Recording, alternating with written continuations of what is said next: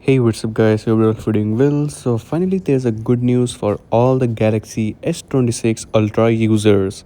The OneUi 9 stable update is on the line, and hopefully the beta 5 will be the last beta version of the OneUi 9.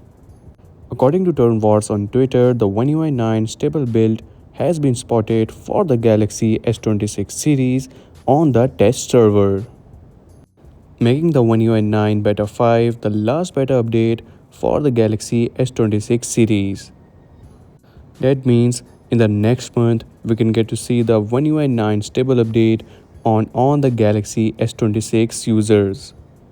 Talking about updates, so there's another update also available. For that, simply go into the security and privacy of your phone, then from here tap on updates, then tap on Google Play System Update.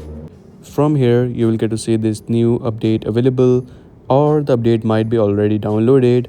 You just have to simply tap on restart now to complete the installation process.